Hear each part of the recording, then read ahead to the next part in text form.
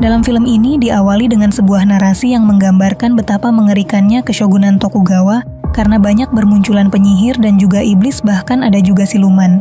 Pemerintahan Jepang era Tokugawa memang terkenal dengan sistem feudalisme yang sudah diatur dengan sangat rapih, mulai dari era Ieyasu Tokugawa, mbah buyutnya Tsunayoshi, sehingga nggak ada yang berani macam-macam dengan Shogun Tokugawa. Semua warga Jepang mulai dari kalangan bawah sampai para daimyo sangat hormat sekaligus takut kepadanya. Nah, setiap daimyo di berbagai wilayah di Jepang pasti mempunyai pengawal atau bawahan yang melayaninya yang masyhur dikenal dengan samurai, dengan segala kehormatannya dalam menjaga nama besar tuan dan wilayahnya, di mana nantinya para samurai yang tidak bisa menjaga kehormatan tuannya dan bahkan sampai kehilangan tuannya alias tidak lagi mempunyai majikan, maka samurai tersebut akan menjadi ronin yang berarti samurai tanpa tuan. Dan inilah kisah 47 ronin.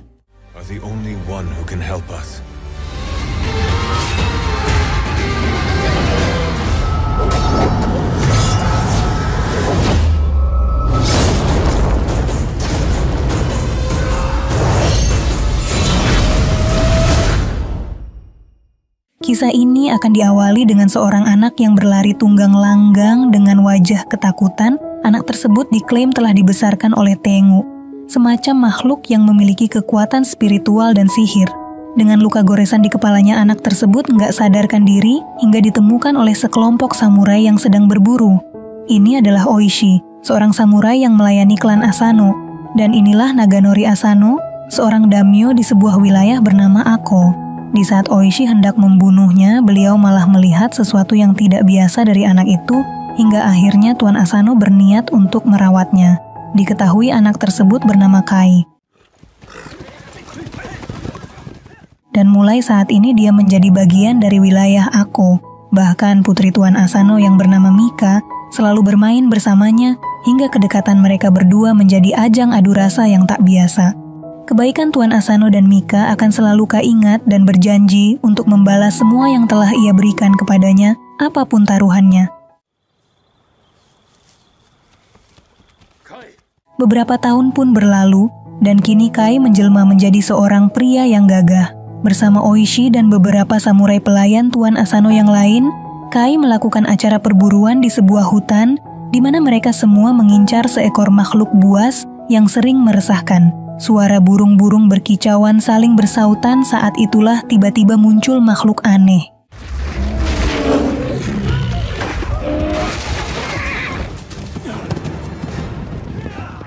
Perburuan pun semakin sengit karena makhluk tersebut semakin mengganas. Melihat salah seorang samurai dalam keadaan terpojok dan akan segera diterkam oleh sang makhluk mengerikan itu, Kai dengan cepat beraksi dengan kemampuannya yang luar biasa.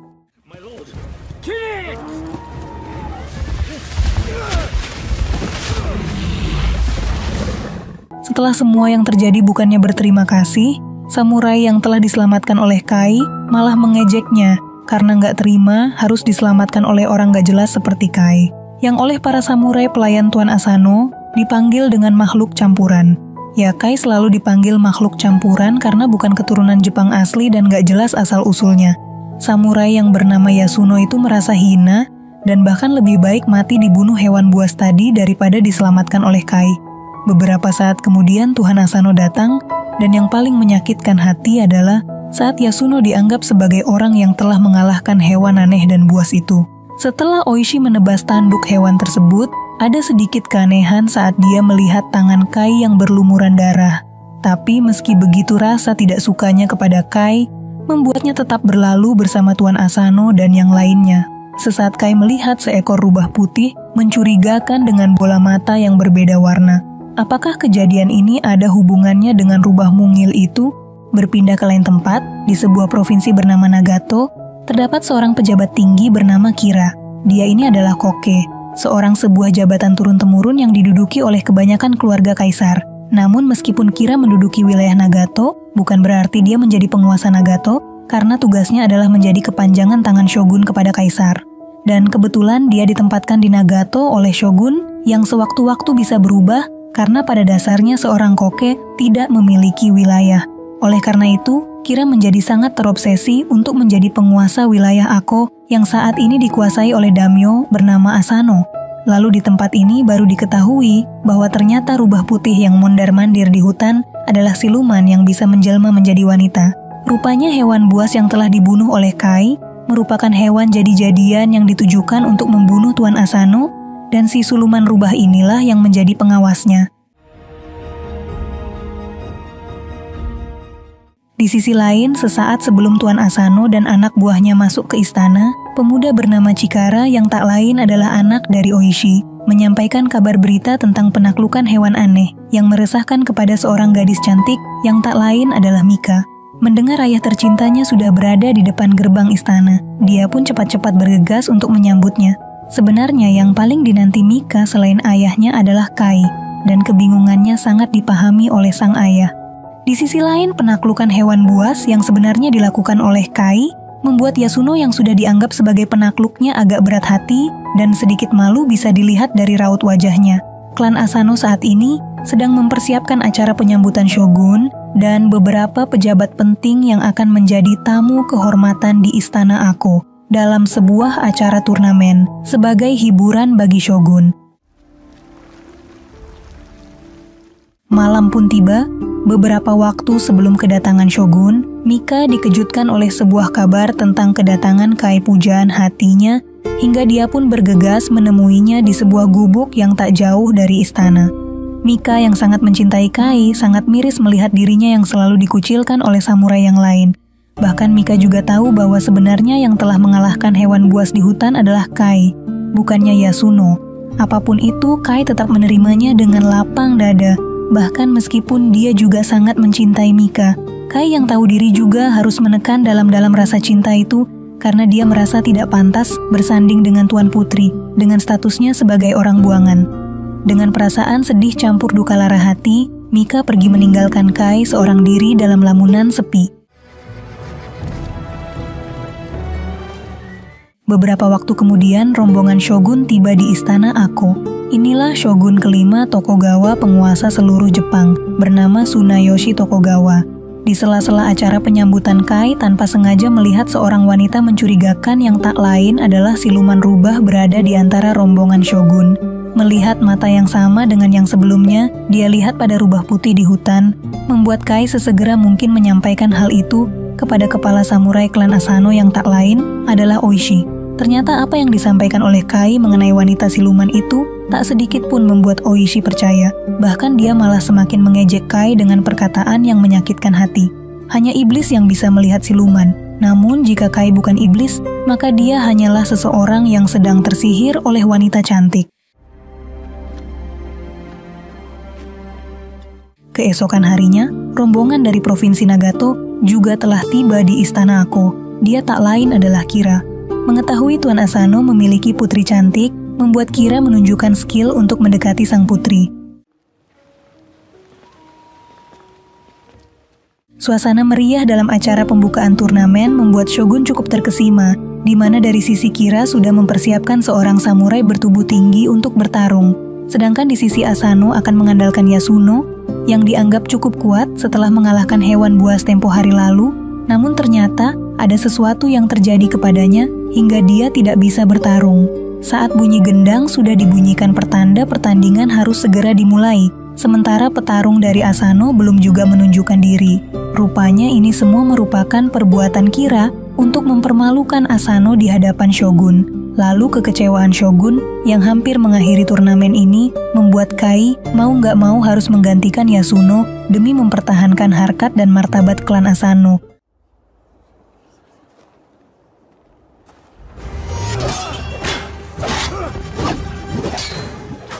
Dalam suasana tegang penuh penasaran, pertarungan pun dimulai.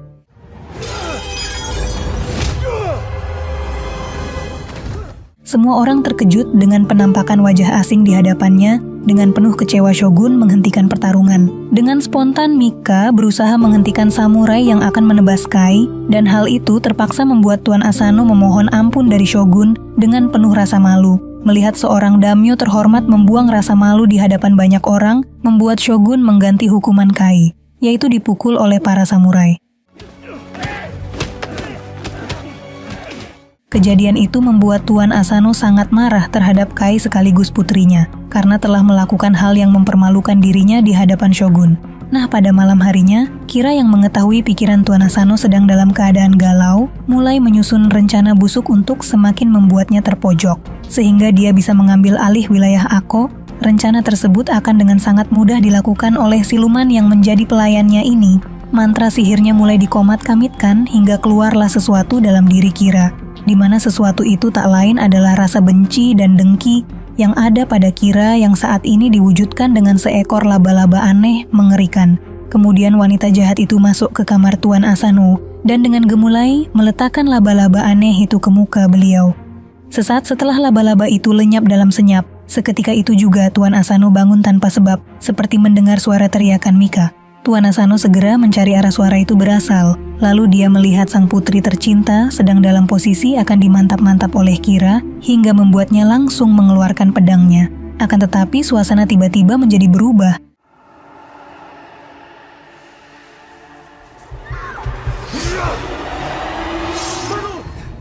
Ternyata itu adalah kamar tamu yang ditempati oleh Kira dan Tuan Asano sedang dalam keadaan tidak sadarkan diri. Untung saja para samurai penjaga segera datang untuk menghentikan Tuan Asano yang akan menusuk Kira, lalu sesaat setelah Mika datang, mata Tuan Asano yang asalnya putih kini kembali normal. Bagaikan orang kebingungan, Tuan Asano sungguh nggak tahu apa yang sebenarnya terjadi. Tak lama kemudian Shogun yang mendengar ada keributan keluar dari ruang peristirahatannya dan akhirnya mengetahui alurnya, bahwa Tuan Asano mencoba melakukan pembunuhan kepada Kira yang sedang tertidur. Akhirnya pada keesokan harinya, Shogun memutuskan untuk menghukum mati Tuan Asano karena telah menyerang tamu tak bersenjata, sekaligus telah membuat malu klannya sendiri. Namun karena Tuan Asano merupakan salah satu daimyo yang disukai oleh Shogun, disebabkan dedikasinya yang sangat tinggi dalam menjaga stabilitas keshogunan, maka Shogun memberinya sebuah kehormatan sekaligus menambal nama baik wilayahnya, yaitu melakukan sepuku agar nama Asano tetap dianggap terhormat daripada digantung layaknya penjahat. Akhirnya nggak ada pilihan lain, hanya sepuku yang bisa dan memang harus dilakukan oleh Tuan Asano. Oishi yang sangat tidak percaya dengan apa yang telah terjadi, sangat menolak keputusan Shogun karena menurutnya Tuan Asano sedang dalam keadaan tersihir. Tapi ya mau gimana lagi, di akhirannya dengan Oishi, Tuan Asano menunjuknya untuk menjadi penggantinya yang mengharuskan melindungi Mika beserta seluruh wilayah Ako. Keesokan harinya, dalam suasana haru dan sedih, Tuan Asano bersiap dengan kimono putih untuk mendatangi tempat sepukunya, walaupun tangisan sang putih tercinta terus mengiringinya. Dengan pedang kecil di tangannya, sang daimyo penguasa wilayah Ako akan menjalankan sebuah tradisi samurai yang akan membuatnya berpindah ke alam lain, didampingi oleh Oishi bersiap memenggal kepalanya.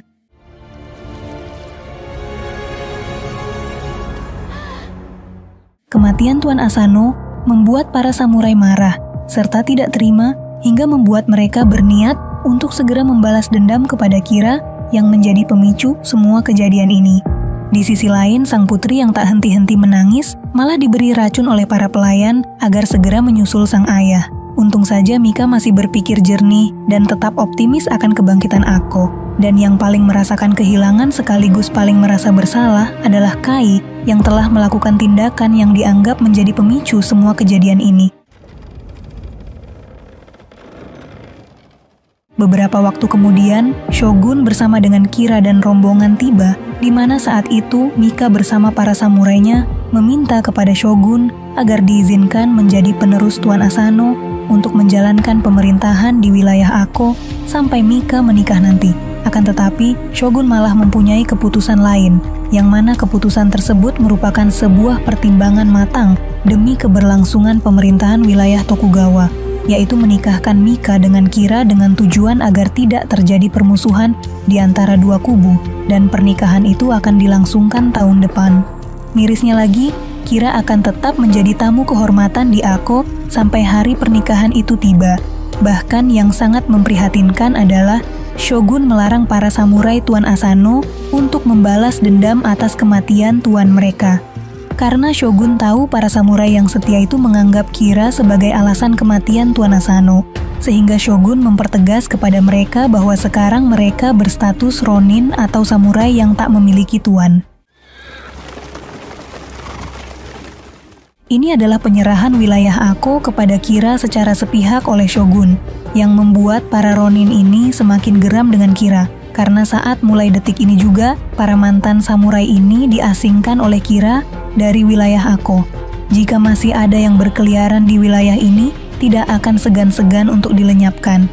Bahkan Kira memerintahkan anak buahnya untuk membuang Oishi ke sebuah lubang agar mentalnya hancur. Lalu Kira juga mengejutkan Mika dengan memunculkan Kai yang akan segera dimutasi ke suatu tempat yang jauh, agar tidak lagi mengganggu proses pernikahannya dengan Mika. 1 tahun pun berlalu, suasana Ako menjadi suram tidak seperti tahun-tahun sebelumnya. Dan saat ini Oishi dikeluarkan dari lubang setelah 1 tahun berselimut tanah dalam kehampaan. Kemudian sesaat setelah ditinggalkan oleh prajurit Kira, dia disambut oleh putra dan istrinya. Oishi masih berusaha menguatkan diri dengan bertanya kepada Chikara anaknya tentang keadaan Ako saat ini, tentang anak buahnya dan juga putri Asano. Di mana ternyata semua samurai Tuan Asano yang sudah menjadi Ronin, semuanya pergi meninggalkan Ako. Sedangkan Mika dibawa oleh Kira ke istananya, sebab akan segera melangsungkan pernikahan dalam beberapa waktu.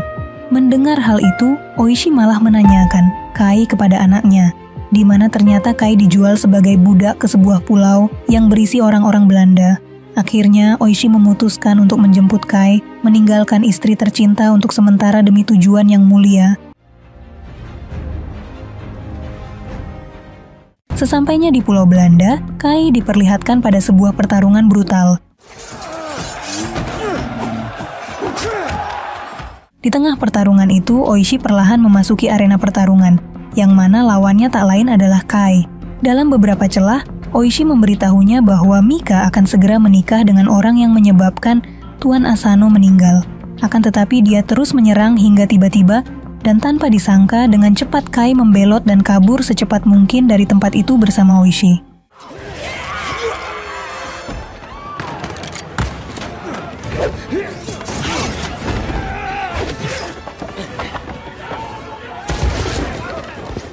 Dan akhirnya mereka berdua berhasil keluar dari Pulau Belanda, lalu tanpa banyak pembukaan Oishi langsung mengajak Kai untuk ikut bersamanya, sekaligus meminta maaf karena telah memperlakukan Kai dengan buruk sebelumnya, sehingga tidak pernah mempercayai apa yang Kai katakan.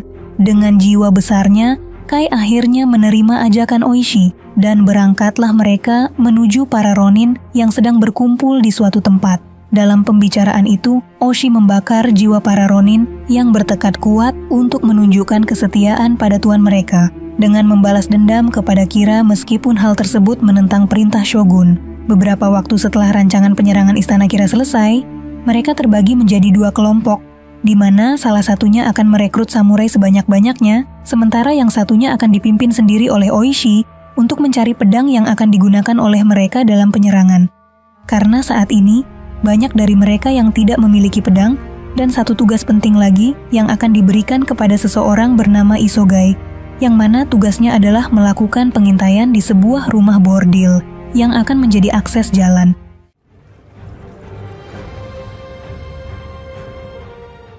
Akhirnya sampailah rombongan Oishi ke sebuah desa bernama Wetsu, tempat para pedang terbaik yang mereka tahu. Akan tetapi, hanya kesunyian dan kesepian yang mereka temukan. Oishi berpura-pura sebagai petani. Namun saat salah seorang prajurit memegang tangan Chikara, barulah dia tahu bahwa tangan kayak gini bukanlah tangan seorang petani. Tanpa banyak mikir, dengan cepat Kai memulai penyerangan.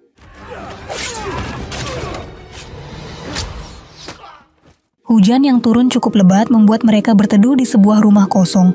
Melihat Oishi yang sedikit putus asa karena belum juga menemukan pedang, membuat Kai menawarkan sebuah penawaran yang cukup menantang, yaitu pergi ke hutan Tengu tempat Kai dirawat oleh para makhluk misterius yang dianggap iblis oleh orang-orang. Disinilah Kai menceritakan sedikit kisah masa lalunya saat dia masih berada di hutan tersebut, di mana makhluk-makhluk itu merupakan sesosok lain dengan kekuatan ajaib yang menganggap hidup ini adalah kematian. Melihat keseriusan Kai, Oishi pun sepakat untuk pergi ke sana. Di sisi lain, Kira yang sedang berlatih dengan kasar mendapat kabar bahwa Kai telah kabur dari Pulau Belanda, dibawa oleh seorang samurai yang tak lain adalah Oishi. Hal itu membuatnya murka dan segera memerintahkan wanita siluman agar segera membunuh Oishi. Namun rencana siluman ini ternyata lebih mengerikan dari apa yang mungkin dibayangkan Kira. Dia yang mempunyai kekuatan sihir gelap mengetahui bahwa ada salah seorang samurai yang sedang melakukan pengintaian di rumah mantap-mantap yang tak lain adalah Isogai. Dengan pesona cantiknya dia mendekati Isogai yang sedang menggali informasi seputar Kira. Ilmu pengasihan ala-ala siluman rubah berhasil menghipnotis hingga membuatnya terpesona dan terjadilah mantap-mantap. Sementara itu, Kai bersama para Ronin akhirnya sampai di hutan Tengu, tempat yang penuh aura mistis berselimutkan kabut roh tua lemah dan juga anak kecil buangan, membuat para Ronin ketakutan sekaligus penasaran. Setelah sampai di tempat tujuan, ternyata hanya Oishi yang diajak masuk oleh Kai membuat Yasuno mempunyai prasangka buruk terhadap Kai. Saat memasuki tempat itu, Kai sangat mewanti-wanti Oishi agar jangan menarik pedangnya apapun yang terjadi. Lalu terlihat beberapa makhluk berpakaian biksu sedang bersujud tanpa bergerak sedikit pun, membuat Oishi kebingungan. Disinilah Oishi akan ditinggal sementara, karena Kai akan masuk sendirian menemui penguasa tempat ini, sekaligus yang telah merawat Kai saat masih kecil. Kedatangan Kai yang bertujuan untuk meminta bantuan agar diberi pedang, malah dengan enteng disuruh untuk mengambil pedang yang ada di hadapannya. Rupanya makhluk ini sudah tahu tujuan Kai dan para Ronin datang ke sini nih. Namun sebelum itu dia ingin menguji tekad Kai dan Oishi karena sebelumnya banyak yang datang ke sini untuk mengambil pedang juga tapi gagal karena tak kuat iman. Di saat yang sama Yasuno dan yang lainnya malah masuk ke dalam hingga para makhluk yang bersujud itu mulai melakukan pergerakan.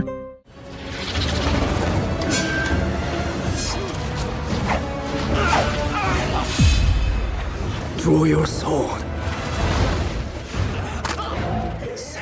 Oishi sangat kebingungan, dilema sedang melandanya, tapi dia tetap harus menahan diri untuk tidak menarik pedangnya seperti yang Kai peringatkan.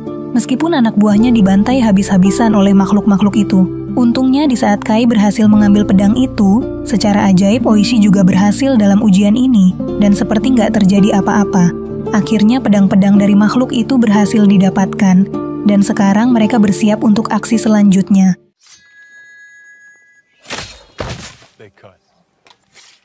Kemudian tibalah Kai dan yang mengikutinya ke tempat para Ronin yang lain berada untuk membagikan pedang-pedang yang mereka peroleh. Bahkan pedang Oishi yang sebelumnya diberikan kepada Ronin bernama Hazama tidak diambil lagi karena sudah ada pedang lebih mantap. Nah di sini nih Isogai yang sebelumnya tersihir oleh siluman rubah memberikan informasi bahwa Kira akan menuju kuil tempat dia biasa melakukan ritual malam ini. Tanpa berlama-lama, Oishi langsung merapatkan barisan para samurai yang tersakiti dan segera bersiap melakukan penyerangan ke kuil tempat Kira berada.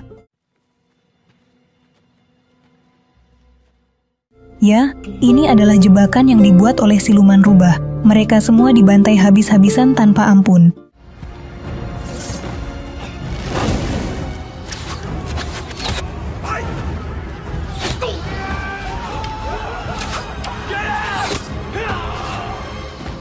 Pedang Oishi ditemukan oleh siluman rubah, mengira Oishi sudah mati. Padahal, pedang tersebut sudah diberikan kepada Hazama yang tak lain adalah Ronin yang mati saat itu. Setelah itu dia langsung memberikan pedang tersebut kepada Kira hingga membuatnya bahagia karena mengira Oishi dan puluhan Ronin yang bersamanya sudah tewas. Bahkan kabar itu disampaikan kepada Mika, seolah-olah Mika lah yang menjadi penyebab semua Ronin itu mati. Sementara itu di sisi lain, seorang Ronin gendut bernama Basho yang selalu menampakkan wajah konyol dan lucunya harus meregang nyawa atas kejadian sebelumnya karena luka yang cukup serius. Hal itu membuat Oishi merasa bersalah, sebab kenapa tidak dari dulu melakukan tindakan meskipun nanti akan mati. Setidaknya matinya dalam keadaan terhormat dan sekarang karena lumayan lama amarah itu terpendam, malah semakin sulit untuk melepasnya. Tapi Kai yang menghampirinya terus memberikan semangat agar niat untuk mengambil kembali kehormatan klan Asano terus berkobar.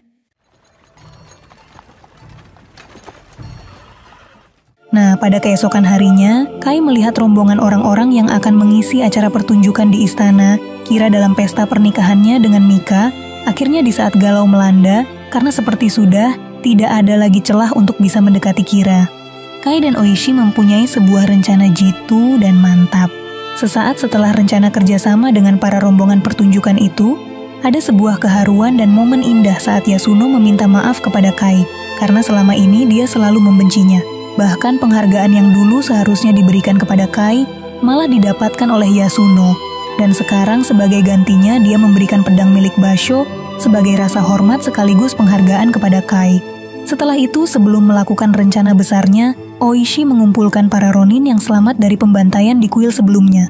Pidato yang sangat berapi-api dari Oishi membuat para Ronin semakin panas untuk segera mengakhiri penghinaan ini. Ya, seorang samurai yang menjadi Ronin karena kematian tuannya dengan alasan yang tidak wajar merupakan sebuah penghina yang amat sangat dalam. Oleh karena itu, mereka harus kembali mendapatkan kehormatan mereka sebagai samurai sekaligus membalas dendam atas tuan mereka, dan mereka sudah sangat siap dengan hukuman dari shogun. Satu persatu para Ronin itu menulis nama mereka dan dikuatkan dengan stempel darah dari jari mereka masing-masing, agar nantinya dunia tahu apa yang mereka lakukan, sehingga anak-anak mereka kelak akan merasakan sebuah kebanggaan saat menyebut nama ayah mereka. Bahkan Kai yang sebenarnya bukanlah seorang samurai juga akan ikut andil sebagai bagian dari mereka.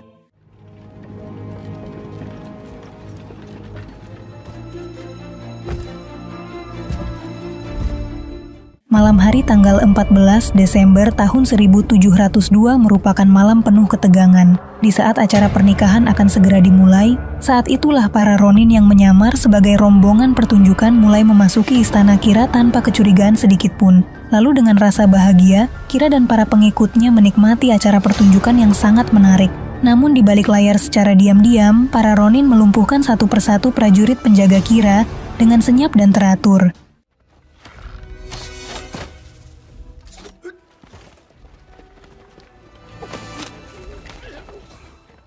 Oishi yang menjadi pemeran utama pertunjukan melakukannya dengan sangat baik hingga akhirnya.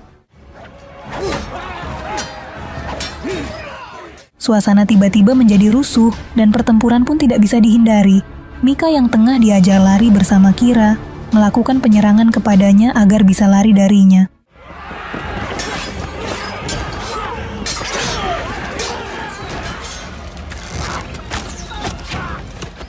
Sementara itu Oishi seorang diri mencari keberadaan Kira, karena dengan tangannya sendirilah dia harus mengalahkan Kira sebagai kepala samurai Tuan Asano.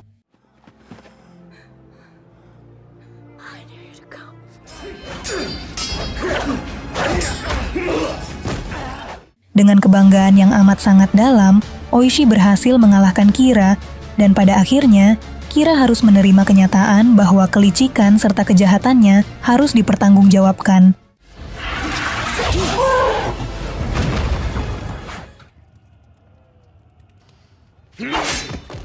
Di saat yang sama, Kai masih harus menghadapi siluman rubah yang saat ini malah menjelma menjadi naga putih. Dengan pedang dari hutan Tengu, Kai berhasil mengalahkan siluman itu.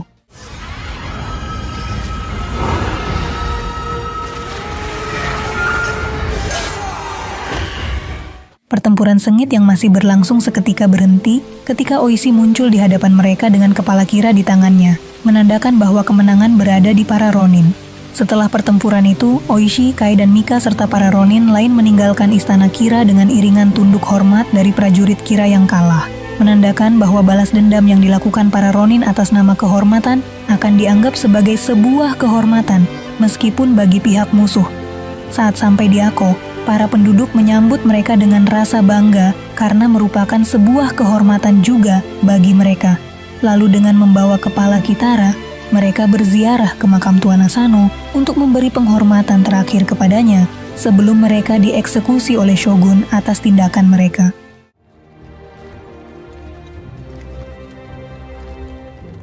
Dua bulan setelah kejadian itu, saat mereka berada di hadapan Shogun Oishi, meminta agar shogun memberikan penghormatan kepada para Ronin ini karena telah menunjukkan kesetiaan kepada tuan mereka. Shogun Tsunayoshi memang selalu menekankan pentingnya arti kesetiaan di kalangan para samurainya, sehingga melihat perjuangan Oishi dan anak buahnya membuat beliau memuji mereka, dan bahkan seharusnya nyawa mereka diampuni. Namun dari segi hukum, selain telah melanggar perintah shogun, perbuatan para Ronin ini tetap merupakan kejahatan yang harus menerima hukuman mati, layaknya penjahat biasa.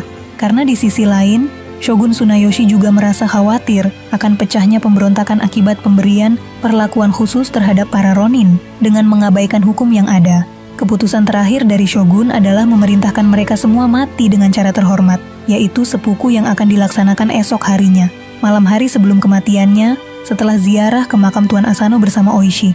Kai menikmati waktu bersama Mika, menyalurkan perasaan yang amat sangat dalam sebagai dua insan yang saling mencintai.